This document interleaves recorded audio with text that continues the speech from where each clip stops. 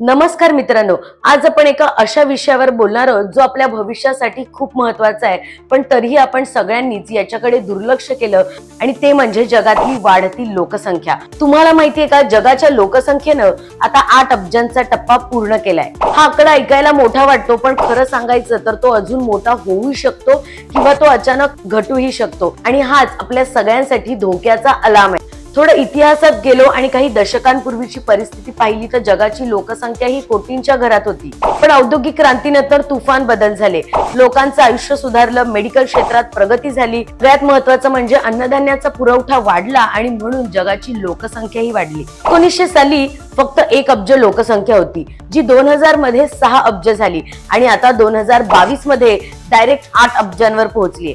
वाढत्या लोकसंख्येला नियंत्रणात आणण्यासाठी सरकार वारंवार ओरडतंय, हम दो हमारे दो, पण लोकांनी हे मनावर घेतलंय हे या आकड्यांवरून तरी दिसत नाहीये। कसं आहे, लोक सध्या आपल्या पर्सनल आयुष्यामध्ये इतकी व्यस्त झाली आहेत की बाहेरच्या जगात काय सुरू आहे याचं कोणाला काहीच पडलेलं नसतं। पण असं असलं तरी सध्या संशोधन काही वेगळंच माहिती सांगतंय, ते म्हणजे 2055 पर्यंत अनेक देशांमध्ये जन्मदर इतका कमी होईल, त्यानंतर लोकसंख्येला स्थिर परिस्थितीमध्ये ठेवणं हे खूप कठीण जाईल। 2100 पर्यंत जवळपास 198 देश अशा परिस्थितीत असतील जिथे मरणाऱ्या लोकांची संख्या जन्माला येणाऱ्या लोकांपेक्षा जास्त असेल। त्यामुळे भविष्यात जन्मदरामध्ये झपाट्याने होणारा घट ही खूप गंभीर समस्या होऊ शकते। आता तुमचं लगेच सुरू होईल, तोपर्यंत आपण जगतोय की मरतोय?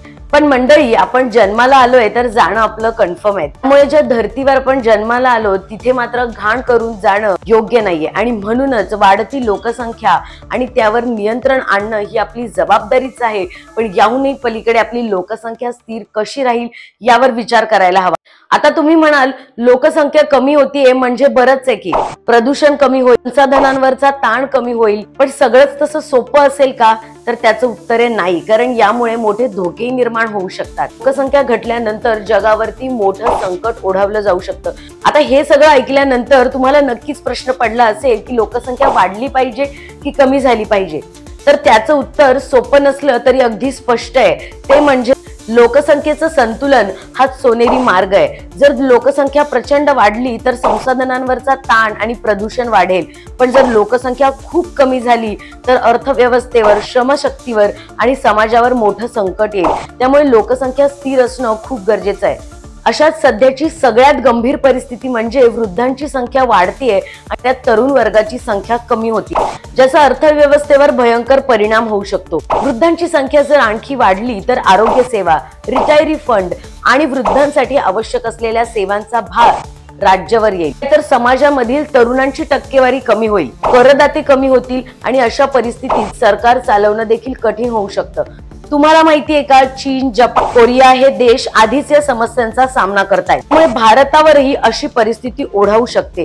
आज जिथे आपली लोकसंख्या ही आपल्या विकासाचं साधन आहे, तीच लोकसंख्या उद्या आपल्या अधोगतीचं कारण ठरू शकते। भारतामध्ये देखील जर जन्मदर घटला तर वृद्धांची संख्या वाढेल आणि त्यामुळे आपल्या आरोग्य व्यवस्थेवर आणि सामाजिक रचनेवर मोठा परिणाम होईल, कुटुंब व्यवस्थेवर परिणाम होईल। अशात या सगळ्यामध्ये भारताला आणखी एका मोठ्या संकटाला सामोरं जावं लागेल, ते म्हणजे सांस्कृतिक बदल।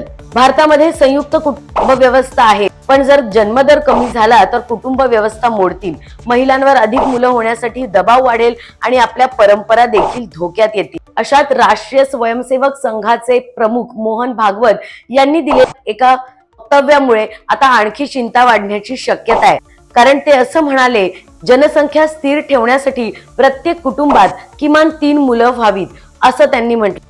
त्यामुळे मित्रांनो, लोकसंख्या स्थिर ठेवणं हा आपल्या सगळ्यांच्या भविष्यातलं एक सगळ्यात महत्त्वाचं पाऊल असणार। लोकसंख्या ही आपली ताकद असते, पण त्यावर नियंत्रण ठेवलं नाही तर ती आपल्यासाठी जोखमीचं कारणही ठरू शकते। त्यामुळे आपण सगळ्यांनी जागरूक होणं खूप गरजेचं आहे। यावर तुम्हाला काय वाटतं याच्या प्रतिक्रिया मला नक्की कळवा आणि अशाच ज्ञानाच्या महत्त्वाच्या गोष्टी जाणून घेण्यासाठी माझ्या एक विचार या चॅनलला नक्की फॉलो करा।